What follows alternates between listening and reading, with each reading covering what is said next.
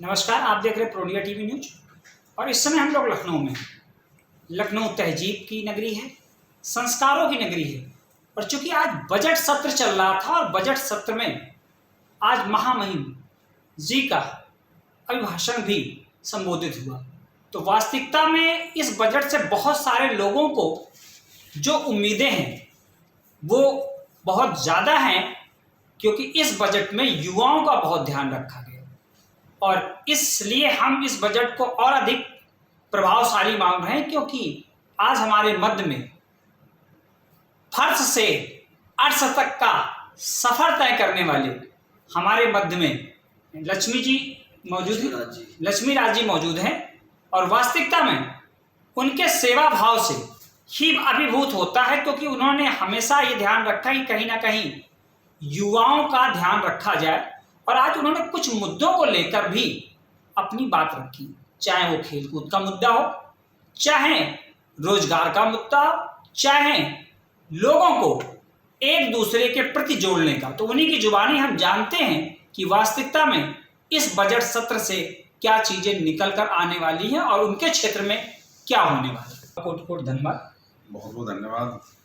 और चूंकि आज बजट सत्र चल रहा था और आप युवाओं के लिए निरंतर कार्य करते हैं और उम्मीद है कि आपके क्षेत्र में युवा भी कुछ ना कुछ उम्मीद रखते हैं, और कहीं ना कहीं आपने भी इस विषय को रखा, तो हम चाहते हैं कि जनता को भी ये पता चले कि किस विषय को लेकर आपने अपनी बात रखी और क्या उम्मीद की जाए। 23 तारीख को सदन शुरू हुआ, उससे पहले जो नए सदस्य थे हम जैसे, उनका प्रबोधन का कार्यक्रम था। और उसके बाद 23 तारीख को माननीय महामहिम राज्यपाल जी के द्वारा अभी भाषण दिया गया, उस पर चर्चा चल रही थी, आज भी चर्चा हुई।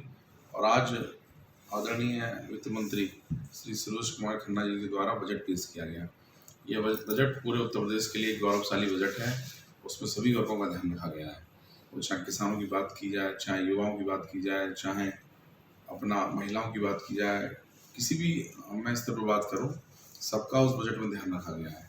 लगातार जो भी 5 साल में जो नींव तैयार हुई है भारतीय जनता पार्टी की, उस पर एक भव्य इमारत खड़ी होगी अगले 5 सालों में, क्योंकि हमारा कंपटीशन हम ही से है। इसीलिए हमारी जिम्मेदारी और बढ़ जाती है कि हम लोगों के लिए काम करें। आज नौजवान इस देश और इस प्रदेश में 65% है, तो नौजवानों के लिए लगातार सरकार काम कर रही है। उसी के माध्यम से प्रत्येक ज़िले में स्टेडियम हो, चिकित्सालय के लिए प्रत्येक ज़िले में हम लोग एक मेडिकल कॉलेज लेके आ रहे हैं। बुलंदशहर में मेडिकल कॉलेज पर काम चल रहा है, उसके लिए भी बजट में उसके लिए भी धन की जो आवंटन किया गया है। लगातार जो है सरकार काम कर रही है। सरकार का विज़न है कि हम नीचे तक कैसे पहुँचे, क्योंकि आप देखेंगे जितनी भी पुरानी सरकारें रही वो केवल अधिकारियों तक सीमित थी। आज सरकार कार्यकर्ताओं से नीचे तक, जनता के नीचे तक जो भी समस्या है, क्योंकि श्रद्धेय दीनदयाल उपाध्याय जी की पार्टी की जो विचारधारा थी, उन्होंने कहा जब सरकार आपकी आए तो हम सब प्रयास करें कि जो अंतिम व्यक्ति है पंक्ति का, जो सबसे लास्ट में बैठा हुआ है, जिस पर सुविधाओं का अभाव है, वहाँ तक हमारी सरकार पहुँचे। तो लगातार चाहे वो प्रधानमंत्री आवास हो, उसके लिए फंड क्या आवंटन किया गया है, चाहे देहात में ग्रामीण आवास हो, उसके लिए भी फंड का आवंटन किया गया है। तो मेरा कहना है कि हर प्रत्येक वर्ग का, चाहे गांव का हो चाहे शहर का हो, गांव में किस प्रकार अब सचिवालय बन रहे हैं, गांव का व्यक्ति गांव में ही रहकर अपनी, चाहे वो जन्मतिथि अपना उसको डेट ऑफ बर्थ का प्रमाण पत्र बनवाना हो, जन्म तिथि का प्रमाण पत्र बनवाना हो, या कोई भी उसको खतौनी लेनी हो, उसको शहर ना जाना पड़े, उसको सारी सुविधाएं जो है हम गांव में ही दे दें। उसके लिए एक सचिवालय में एक सचिव रहेगा, कंप्यूटर सारी व्यवस्थाएं होंगी, जिससे उसको लाभ मिलने वाला है कि वो वहाँ रहकर ही सारी चीज़ें ले सकता है। उसको कहीं लोग कहते हैं, जैसे गवर्नेंस का मतलब है गुड गवर्नेंस, कि हम लोगों तक पहुँचें, सरकार जनता के द्वारा पहुँचे। सरकार हमारी इसी प्रकार काम कर रही है कि लगातार हमारे मंत्री, हमारे विधायक, हमारे अधिकारी लगातार जो है क्षेत्र में जा रहे हैं, लगातार प्रयास कर रहे हैं कि लोगों के बीच कैसे जाया जाए और महिलाओं के लिए कैसे हम लोग एक सुरक्षित वातावरण दिया है मोदी जी ने और योगी जी ने, लगातार पूरी दुनिया में आज भारत देश का डंका बज रहा है। आप हाल ही में यूक्रेन को देख लीजिए, यूक्रेन में 20,000 बच्चे थे हमारे बच्चे तो सब लोग सुरक्षित आए जिसने भारत देश का झंडा उठा लिया। उसके अलावा अन्य देशों ने उन्होंने भी भारत देश का झंडा उठाया, तिरंगे का मान को जाना। आज जिसने भी झंडा उठा लिया वो चाहे किसी भी देश का, हमारे देश के तो उठा ही लिया।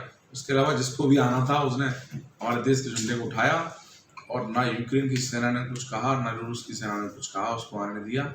ये मोदी जी की छवि को आज पूरी दुनिया में बताता है कि हम लोग आज नई इंडिया की ओर बढ़ रहे हैं।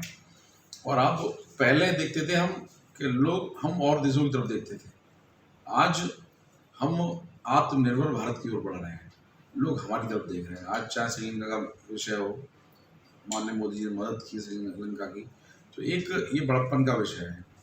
तो मैं यही कहूँगा कि भारतीय जनता पार्टी लगातार आगे बढ़ रही है, पूरी दुनिया की सबसे बड़ी पार्टी है लगातार। उसके बावजूद भी हम जनता के बीच में, जनता की जो भी समस्या है उनको रखते हैं, अपने विषय को लेकर लगातार उनका समाधान करते हैं। यही जनता, हमारी जिम्मेदारी, जनता ने हमें मौका दिया है, क्योंकि लोकतंत्र में जनता आपको मौका देती है। राजतंत्र में तो राजा का बेटा राजा बनता था, लेकिन आज लोकतंत्र में जनता आपको मौका देती है। तो जनता ने मौका दिया, मैं उसको प्रणाम करता हूँ, उनका अभिवादन करता हूँ उनका, कि मुझे से सामान्य परिवार के बेटे को यहाँ मौका दिया सदन में बोलने का, क्योंकि इस भारत देश का सबसे बड़ा लोकतंत्र, सबसे बड़ी संसद, विधानसभा उत्तर प्रदेश में है, वहाँ बैठने का मौका दिया। मैं सभी का आभार व्यक्त करता हूँ आपके माध्यम से, और आपका भी धन्यवाद देता हूँ कि आपने मेरी बात को अपने चैनल के माध्यम से लोगों तक पहुँचाने का काम करेंगे, उसके लिए बहुत बहुत आभार। धन्यवाद। वास्तविकता में जब आप ऐसे कर्मठ, जुझारू और फर्श से अर्श तक आने वाले युवा नेता हमारे देश को मिलेंगे, और जब इनके संरक्षण में हमारा देश बढ़ेगा, तो निश्चित डिजिटल इंडिया का सपना जो हमारे मोदी जी ने देखा है, हमारे योगी जी ने देखा, वो निश्चित साकार होगा। तो बने रहें प्रो इंडिया टीवी न्यूज़ पर। धन्यवाद।